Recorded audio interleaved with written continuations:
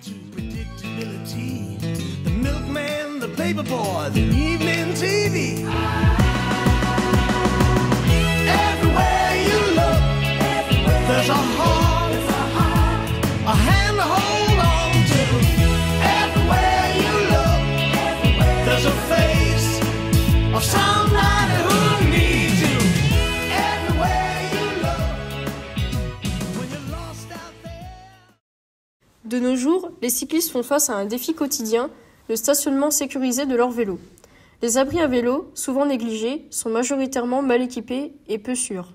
C'est dans ce contexte et dans le but de développer la pratique du vélo que notre équipe s'est engagée à repenser l'abri à vélo traditionnel en le transformant en un espace moderne, sécurisé et connecté. Notre objectif, créer un environnement qui non seulement protège les vélos, mais qui les valorise également en tant que mode de transport privilégié. Ainsi, aujourd'hui, nous sommes fiers de vous présenter le fruit de notre travail, la rénovation innovante de l'abri à vélo de notre établissement. Un projet qui incarne notre engagement envers la mobilité durable et notre volonté de créer des solutions qui répondent aux besoins de notre époque. L'autoproduction d'électricité était un atout important dans l'éco-conception du projet. C'est pourquoi nous avons décidé d'installer des panneaux photovoltaïques. Pour ça, il a fallu étudier la consommation totale des systèmes inclus dans l'abri à vélo. De plus, nous avons décidé d'y insérer une éolienne hélicoïdale, principalement pour l'alimentation de l'éclairage intérieur de l'abri à vélo. Il a fallu ensuite rationaliser les apports lumineux dans l'abri à vélo, dans le but d'apporter de la chaleur et de la lumière naturelle. Pour finir, la récupération des eaux de pluie grâce à un toit dynamique était une tâche essentielle pour l'environnement. Il a fallu totalement repenser la structure de l'abri pour des raisons de sécurité et de normes. Ni une ni deux, il fallait revoir la composition des murs, du sol et du toit. Les nouvelles parois offrent une meilleure isolation et un aspect plus esthétique à l'abri. Le toit s'inscrit dans une dynamique de mouvement architectural avec des lignes courbes et simples. L'emploi de matériaux biosourcés permet de respecter au maximum l'environnement.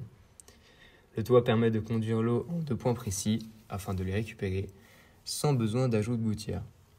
La nouvelle architecture de l'abri offre un espace plus esthétique et plus sécurisé car, étant fermé, il permet de réguler les flux de personnes y circulant. L'organisation de l'espace était nécessaire pour le confort. Voici donc la réalisation du plan pour l'aménagement intérieur avec les zones des différents éléments comme les râteliers, les trottinettes.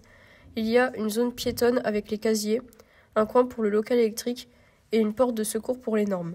Pour la répartition des tâches, d'un côté, pour l'analyse de l'existant, il y a les casiers et les râteliers. Pour l'étude des matériaux aussi, l'acier galvanisé a été retenu pour les râteliers et pour les casiers, ce sera du mélaminé, c'est-à-dire du bois utilisé pour les casiers pour les milieux humides. Il permettra de protéger de la chaleur et de l'humidité. Voici les différentes modélisations pour les 2 types de râteliers, les casiers et le range trottinette. Et pour finir, voici les différents calculs pour les forces et les différentes contraintes des différents éléments. De grands ajouts sur l'aspect électronique ont été réalisés. D'abord, le système de badge RFID permettant l'accès à l'abri à vélo ainsi que les casiers, ses lumières automatiques et l'écran de renseignement externe permettent un confort aux utilisateurs. La caméra, l'historique de passage et les portes favorisent quant à eux la sécurisation de l'abri à vélo. Le confort visuel a aussi été travaillé et permet à l'administrateur d'avoir un panneau de configuration agréable et ergonomique.